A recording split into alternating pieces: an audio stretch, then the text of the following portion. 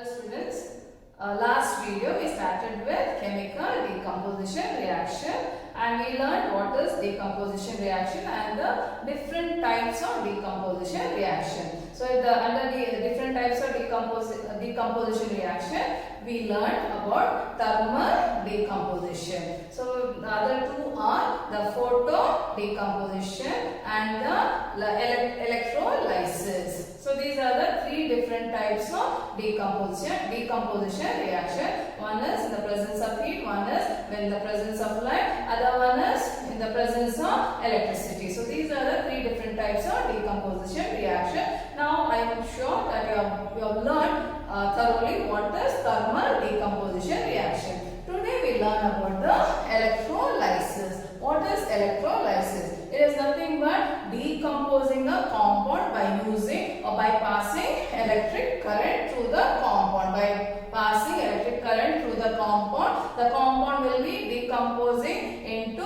two or more products. Okay, that is electrolysis. Here we are going to learn about electrolysis of water, decomposition of water. This diagram and this activity, the experiment, both are important for your examination point of view. So let us learn what is electrolysis of water. Electrolysis of water is nothing but decomposition of water. So what is the experimental setup here? Take a plastic mug and drill two holes at the base. At the base of the mug, you drill two holes and seal it with the rubber stopper. Seal it with the rubber stopper. Then you connect or you just place the electrodes. You place the carbon electrodes. Carbon electrodes are nothing but the graphite rod. Insert carbon electrodes in these stoppers. In these stoppers, you insert the connect the graphite rod. Then what we have to do? Then these electrodes should be connected to a 6-volt battery. Should be connected to a 6-volt battery. After this, we have to fill the mug with water. The mug has to be filled with water in such a way that the electrodes are completely immersed. The electrodes are completely immersed in the water. Now you have to take two test tube,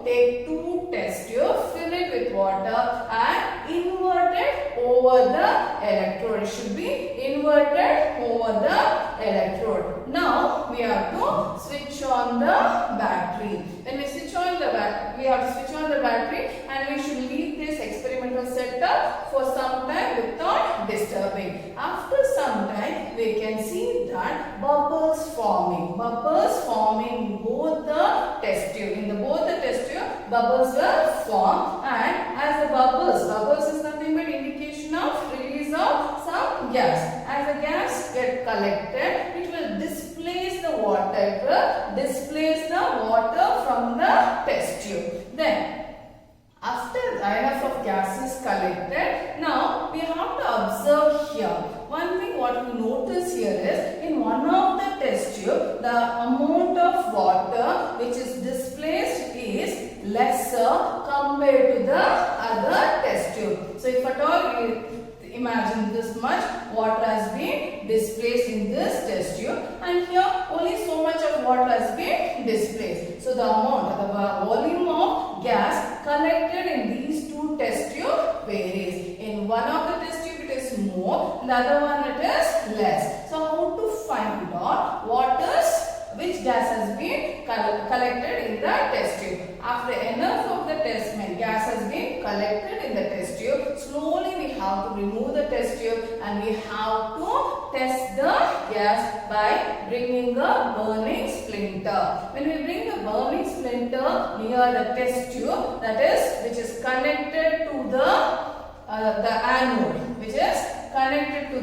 anode, the burning splinter will burn brightly. It will burn brightly. So it is a supporter of combustion, which indicate the gas that is collected here is oxygen. And when we take the burning splinter to the test tube, which is connected to cathode, it will burn with a pop sound. It makes a pop sound. The minute we hear a pop sound, the gas that has been collected here is hydrogen. So here the water, we know it's a compound which is made up of hydrogen and oxygen. So here the water has been decomposed. The water has been decomposed into hydrogen and oxygen. It has been decomposed into water when we pass electricity. It decomposes into hydrogen and oxygen gas. Okay, hydrogen and oxygen gas has been released. So this is electrolysis of water. For this water, you know very well, water is a bad conductor of electricity. Actually, a small amount of dilute sulfuric acid will be added so that it will help in passing the electricity, which will help in the decomposition of water. So this is electrolysis of water. So the activity as well as the diagram both are important for your examination point of view. Then what other example you can give for electrolysis? So we can take NaCl. NaCl, aqueous. Aqueous means if you just take sodium chloride, we cannot decompose the sodium chloride in its solid state. It has to be dissolved in water. So sodium chloride on aqueous solution, when you pass electricity, it will decompose into sodium and chlorine. Sodium and chlorine. Okay. This also can be given for electrolysis reaction. Now I hope you have understood what is electrolysis reaction. Okay. So this is the activity you have to learn, and here volume you have to check. Whenever we draw, the volume indicated at the anode will be lesser. The space given here is lesser compared to cathode, because you know very well hydrogen is positive, so it will move towards the cathode electrode, and oxygen is negative charge, so it will move towards the anode. So this is the diagram, and I hope you understood what is electrolysis. Okay. The next decomposition reaction is photolysis or photodecomposition reaction. Now we know what is photodecomposition reaction. What is photodecomposition reaction? It's a decomposition of a chemical compound in the presence of light. In the presence of light, the compound is getting decomposed, splitting into two or more substances or products, right? So that is photolysis or photochemical decomposition. For this, there is one activity, that is you have to take around 2 grams of silver chloride. 2 grams of silver chloride in a in a watch glass. In a watch glass. Okay. In a watch glass, let us take silver chloride. So silver chloride actually is white crystalline substance. It is a white crystalline substance. It is a white crystalline substance. Okay. So this is silver chloride. Let us take the silver chloride powder, that is white in color, and when it is exposed to sunlight,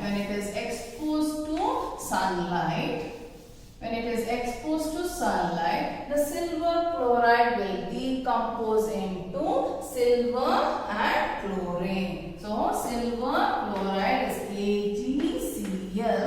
When it is exposed to sunlight or light, okay, it will split into silver and chlorine. Okay, so this we have to balance. This is photo decomposition reaction. In the same way, if we take silver bromide, bromide, when it is exposed to light,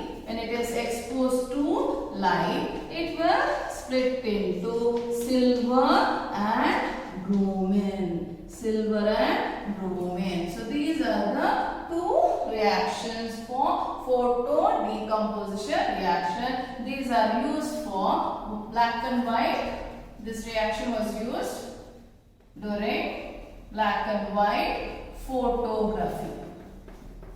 For black and white photography, this reaction were used. Okay, decomposition of this substance or compound in the presence of light. Even in our house, we have seen that there are some medicines like cough syrups and all. It will be placed in a brown bottle, and they are not to keep it in the direct sunlight. The reason being that when it is exposed to the light, it may decompose. That's why it is stored in a dark colored bottle. So that is one example for photo